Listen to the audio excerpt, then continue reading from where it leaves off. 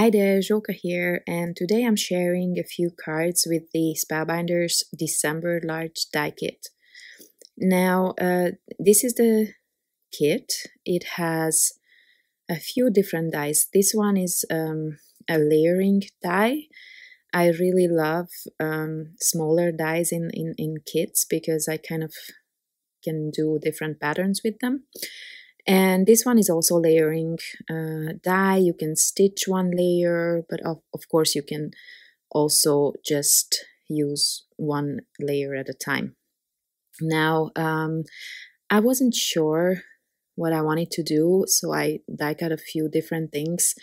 This panel, for example, I'm not going to use in the end, but I will show you how I stitch this.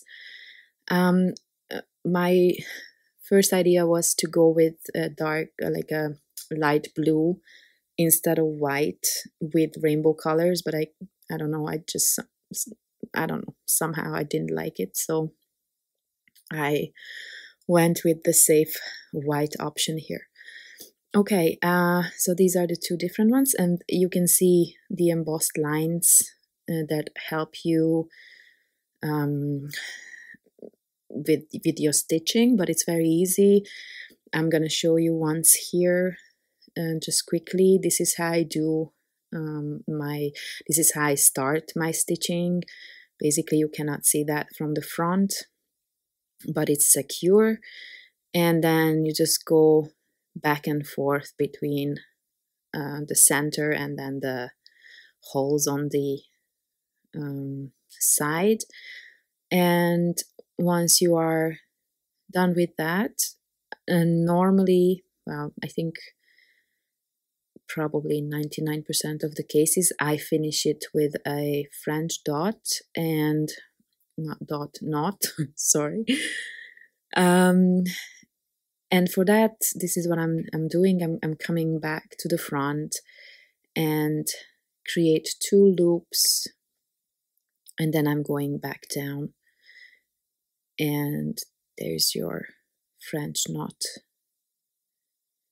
And then I just secure it on the back, going under the thread, and then back to create a knot, and then usually I do a second one just to be safe. I mean, on paper that is going to be glued down, it probably doesn't matter, but safe is safe, you know.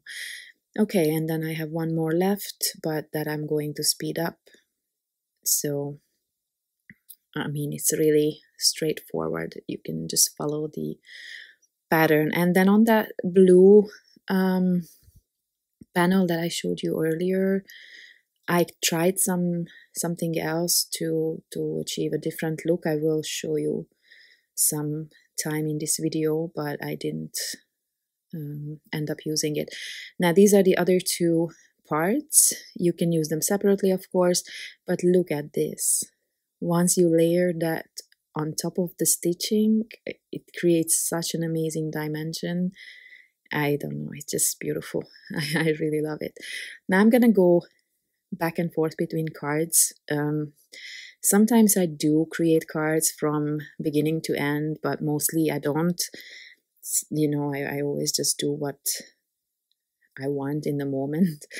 And I was really excited about this idea to use this smaller die, this border die, only this die on a card to create a colorful rainbow background. Now, yeah, this does take time, I will not lie, but I think it's worth every moment.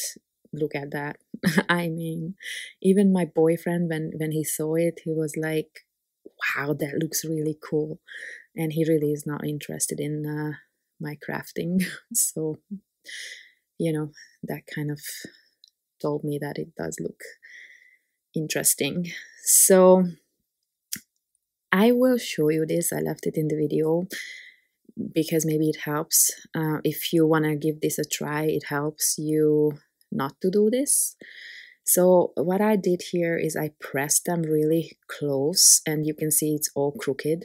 So I went ahead and tried a different way. I used some purple tape, which is really not sticky at all, to loosely hold these together, and I lined them up in a way that I did not press them together really tightly. So they are not all lined up very, closely, just to make sure that they are all straight. And I am adding some liquid adhesive, and I am trying to center that card panel, excuse me, and trimming off the excess here. And this way, I think it looks a lot nicer. Maybe not perfect, but I don't think that you can actually really see that they are not lined up perfectly like they were on the other card, but that just, I don't know, it went all wrong. And now I'm trimming off the edges because I decided that I wanted to add this to a white panel. And here, that little edge or corner I'm going to replace, because that is, my trimmer kind of messed that up. So luckily I have a lot of fall away pieces, that I trimmed off earlier, so I could just replace that. And I'm also checking all the edges if everything is glued down properly. If not, then I'm adding a little bit of liquid glue to secure them. And now I'm jumping onto another card where for which I die cut a few of these shapes, but only one layer from white cardstock, because I had all those fallout pieces from the colorful cardstock, the little squares, that I had no heart to throw away. So I thought at least some of them I could use on another card. So I created these two borders, and then here are my little squares that I collected. And I think I have 13 squares per row. So now I'm just sorting out the colors. And once I've done that, I'm adding them with liquid glue. This actually goes really fast. You can add several at a time. It's not as intimidating as it looks. And then I created a kind of a rainbow order here as well. And then I'll trim off the edges, and I also trim off a little bit of this panel just because I wanted to place it on a white A2 card. Now this one here is the clear stamp of this month, and I really love those little letters you can create, love you or hello from those. And I am going to use love you, and I'm going to emboss it with gold. So and since I don't want to do it directly on the card front, mostly because I wasn't sure which card I'm going to use this with, I wanted to die cut them. There's a coordinating die set with this stamp set. Okay, so I'm using one of my favorite gold embossing powders from Wow. It's called Metallic Gold Rich Pale, and this is it doesn't have any glitter or anything in it. It's just gold. And so I'm stamping all the letters and embossing them. Some of them I had to do double of because love you, there's 2 O's. There you go. And now I am going to die cut these with the small coordinating shapes. There's actually an additional die for the O, so you can actually cut out the inside of it as well, but I decided to leave that as is. I like that look. And I also die cut all of them from white cardstock, just to to add a layer behind my embossed ones to create a little bit of dimensions. Not too much, but just a little bit, so that they stand out from the card. So that was my original idea, but then I did not like this. So I scratched that idea and I went ahead with something else, which is I die cut another panel of the stitched panel, and I stitched that with some kind of metallic thread from DMC. I don't quite remember if which one it was, but I will look that up and I will add a link to it in the description box if you want to check the DMC site, or maybe you even have this floss, who knows. Okay, so because my background was already colorful, I just went with a white panel here, and this is what I'm going to add in the middle. And to do that, I will use foam tape, and I'm adding, I really wasn't planning to add this much foam tape to it. I only wanted to do it in between, but look, I don't know. I'm always like, okay, but I don't want any damage to happen to that card if it goes in the post, you know, or in the mail. Okay, this here is a sentiment strip that I use all the time. Again, it will be linked in the description box. And I pulled out a bunch of enamel dots in all kinds of rainbow colors here, and I'm trying to just use the smallest one and add every possible color similar to the ones that I used in the background. But I'm not going in a rainbow order because the top of my card is going in one direction and the bottom in another direction, so it makes no sense to do that. So it's just a random order, so to say.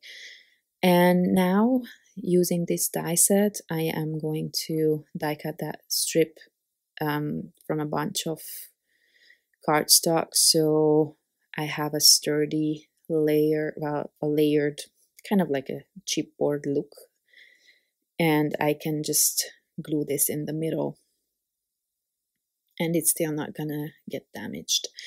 Okay, back to the, I think this was the first card that I showed. So back to this, here I'm really only adding foam tape in between the stitching because the stitching is dimensional, so I don't need to add glue there. And I did this for both panels, and I will attach these two panels to my card base, and that will give you a complete A2 size. Yeah, I kind of put it down crooked, but I managed to pull it up, luckily. And this was not my intention, actually, that I would cover that line in the middle, but it, you know, kind of like a happy accident. That line doesn't bother me at all, but I thought the sentiment looks best there, centered. So I will just glue that down, trim it off, and then this card is done. I'm not adding anything to it. Now here comes this panel, the blue one that I'm not using. Here, this is what I did, a little bit of a different pattern, but again, I did not end up using it. Now, back to that messed up background, I couldn't throw it away. Even if it's crooked, I just couldn't. So I'm trying to save it, and what I'm doing here is I'm cutting off the white card behind the last two, so the two edges, so that it kind of looks like lace, if that makes any sense. I hope you will see what I mean. And this card is going to be very, very simple and crooked, like I said. But yeah, I don't know, I just wanted to save that little piece there as well. I just, you know, all the time that went into that, and it was just too pretty to throw away, I think. So I'm adding a piece of foam sheet here, and yeah, that's gonna be the whole card. So I prefer this love you sentiment on the white. I don't know, maybe it was because it's white and not gray like I first tried. But still, this card is a bit too simple for my taste and a bit too white, so I will come in with some colorful enamel dots here. I did try what it would look like if I added all colors, but then I didn't like it that much, so I decided to just add reddish pinkish colors, kind of randomly placed. It's always difficult. If you know my videos, it's always difficult to place those enamel dots. But yeah. So this is it. And then we're coming to my most favorite card. I think, well, it's hard to pick favorites, but this is definitely one of my favorite cards ever. Just because that texture is really beautiful. I mean, the look is simple, but I don't know. It's just like, it reminds me of some crocheted or knitted piece. I don't know. I just really love it. Okay, so excuse me. Basically, I'm not adding anything but a sentiment here. I think I spent enough time on that background. I want it to stand out. I don't want to cover it up. So yeah, just a sentiment strip and done. So these are the cards this month. I hope I can give you some inspiration. I hope you are excited to receive your die sets. They are wonderful this month, I think. Thank you very much for watching. I hope to see you next time. Bye-bye.